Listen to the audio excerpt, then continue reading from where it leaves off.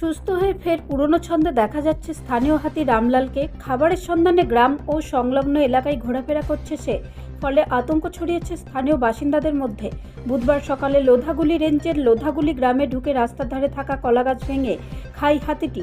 সেখান থেকে পরে পেনিয়াভাঙা গ্রামে ঢুকে খাবারের খোঁজ চালাতে থাকে। বন দপ্তর সূত্রে জানা গেছে, কয়েকদিন আগে পায়ে আঘাত পেয়ে গুরুতর আহত হয়েছিল রামলাল।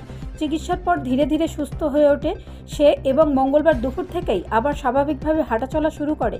অভিযোগ, মঙ্গলবার রাতে চণ্ডীপুর গ্রামের বাসিন্দা অমল মাহাতোর করলা বাগানে ঢুকে ব্যাপক ক্ষতি করে হাতিটি। স্থানীয়রা তাড়া করলে সেখান থেকে আমলাচটির জঙ্গলে ঢুকে পড়ে। এরপর বুধবার সকালে আবার গ্রামে ঢুকে খাবারের খোঁজে ঘুরতে দেখা যায় তাকে।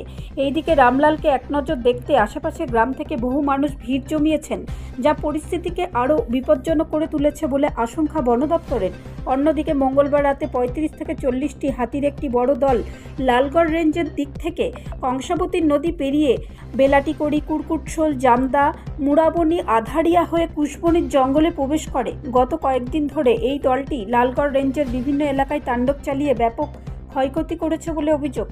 মঙ্গলবার রাতে চামটায়াড়া এলাকায় হাতির দলটিকে সরানোর জন্য বন দপ্তরের কর্মীরা পৌঁছালে ক্ষতিপূরণের দাবিতে স্থানীয় কৃষকরা তাদের ঘেরাও করে বিক্ষোভ দেখান। পরে বন দপ্তরের পক্ষ থেকে ক্ষতিগ্রস্তদের ক্ষতিপূরণের আশ্বাস দেওয়া হলে পরিস্থিতি স্বাভাবিক হয়। ব্যুরো রিপোর্ট, রাষ্ট্রীয় প্রসার বাংলা।